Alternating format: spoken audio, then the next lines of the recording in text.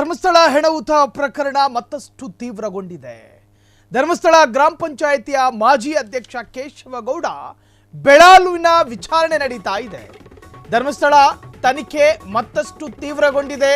ಕ್ಷಣಚಿತ್ತಂ ಕ್ಷಣಪಿತ್ತಂ ಅನ್ನುವ ಹಾಗೆ ಧರ್ಮಸ್ಥಳ ಗ್ರಾಮ ಪಂಚಾಯಿತಿಯ ಮಾಜಿ ಅಧ್ಯಕ್ಷ ಕೇಶವಗೌಡ ಬೆಳಾಲು ಅವರ ವಿಚಾರಣೆ ನಡೀತಾ ಇದೆ. ಧರ್ಮಸ್ಥಳ ಗ್ರಾಮ ಪಂಚಾಯಿತಿಯ ಹಾಲಿ ಉಪಾಧ್ಯಕ್ಷ ಶ್ರೀನಿವಾಸ್ ರಾವ್ಗೂ ಕೂಡ ಫುಲ್ ಡ್ರಿಲ್, ಅನಾಥ ಶವಗಳ ಬಗ್ಗೆ ಹಲವು ಬಾರಿ ಹೇಳಿಕೆ ನೀಡಿದ್ದ ಕೇಶವಗೌಡ. ಹೀಗಾಗಿ ಕೇಶವಗೌಡ ಸೇರಿ ಇಬ್ಬರಿಗೆ ನೋಟಿಸ್ ನೀಡಿದ್ದ ಸ್ಪೆಷಲ್ ಇನ್ವೆಸ್ಟಿಗೇಷನ್ ಟೀಮ್ ಎಸ್ಐಟಿ ವಿಚಾರಣೆ ಹಿನ್ನೆಲೆಯಲ್ಲಿ ಇಂದು ವಿಚಾರಣೆಗೆ ಇಬ್ಬರು ಹಾಜರಾಗಿದ್ದಾರೆ. ದಿನೇ ದಿನೇ ಹೊಸ ಆಯಾಮ ಪಡೆದುಕೊಳ್ತಾ ಇದೆ ಧರ್ಮಸ್ಥಳ ಪ್ರಕರಣ. ಏನು ಬೇಕಾದರೂ ಆದೀತು. ಧರ್ಮಸ್ಥಳ ಫೈಲ್ಸ್ ಎಸ್ಐಟಿ ತನಿಖೆ ಮತ್ತಷ್ಟು ತೀವ್ರಗೊಂಡಿದೆ. ಇತ್ತೀಚೆಗೆ ಈ ಪ್ರಕರಣದ ಮುಖ್ಯ ಸಾಕ್ಷಿದಾರ ಚಿನ್ನಯ್ಯನ ಜಾಮೀನು ಅರ್ಜಿ ವಜಾಗೊಂಡಿತ್ತು. ಆತನಿಗೆ ಬೇಲ್ ಸಿಕ್ಕಿರಲಿಲ್ಲ. ಇದು ಈ ಪ್ರಕರಣದ ಅತಿ ಮುಖ್ಯ ಡೆವಲಪ್ಮೆಂಟ್. ಅದಾದ ನಂತರ ಇಬ್ಬರು ವ್ಯಕ್ತಿಗಳು ಕೋರ್ಟಿನ ಮೊರೆ ಹೋಗಿ ಉತ್ಖನನಕ್ಕೆ ನಿರೀಕ್ಷೆ ಮಾಡಿದ್ರು. ಅವರ ಜಾಮೀನು ಅರ್ಜಿಯು ಕೂಡ ವಿಚಾರಣೆ ಮುಂದೂಡಿಕೆ ಆಯಿತು. ಇದು ಈ ಪ್ರಕರಣದ ಅತ್ಯಂತ ಮಹತ್ವದ ಬೆಳವಣಿಗೆ.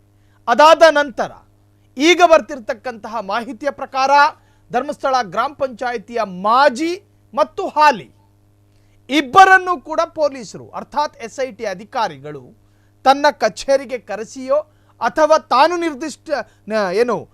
ನಿಶ್ಚಯಿಸಿದ ಜಾಗದಲ್ಲಿ ಎನ್ಕ್ವೈರಿಯನ್ನು ಮಾಡ್ತಿದ್ದಾರೆ. ಯಾರನ್ನೂ ಬಿಡ್ತಾ ಇಲ್ಲ. ನೀವು ಅವ್ರ ಪರಾನೋ ನೀವು ಇವ್ರ ಪರಾನೋ ಡಸಂಟ್ ಮ್ಯಾಟರ್. ಎಸ್ಐಟಿ ಅಧಿಕಾರಿಗಳಿಗೆ ಅದೊಂದು ಪ್ರಶ್ನೆನೇ ಅಲ್ಲ. ಅವರಿಗೆ ಬೇಕಾಗಿರೋದು ತನಿಖೆಯ ತೀವ್ರತೆ ಜೊತೆಗೆ ಅತ್ಯಂತ ಇನ್ಸ್ಟಂಟ್ ಆದಂತಹ ನ್ಯಾಯ. ಈ ಪ್ರಕರಣದಲ್ಲಿ ಸುಖಾಂತ್ಯ ಕಾಣಬೇಕು. ಎಸ್ಐಟಿ ಅಧಿಕಾರಿಗಳ ಛಲ ಅದು. ಸವಾಲುಗಳು ಸಾವಿರಾರು ಎದುರಾಯಿತು.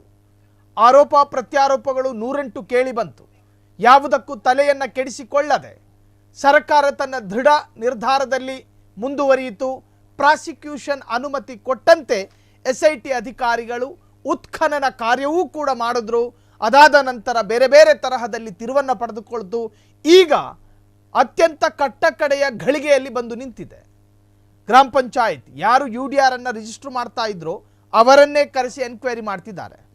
ಹಾಲಿ ಮತ್ತು ಮಾಜಿ ಗ್ರಾಮ ಪಂಚಾಯತಿ ಅಧ್ಯಕ್ಷರುಗಳನ್ನು ಆಹ್ವಾನ ಕೊಟ್ಟು ಎಸ್ಐಟಿ ಕಚೇರಿಯಲ್ಲಿ ತೀವ್ರ ವಿಚಾರಣೆಗೆ ಒಳಪಡಿಸಿದ್ದಾರೆ.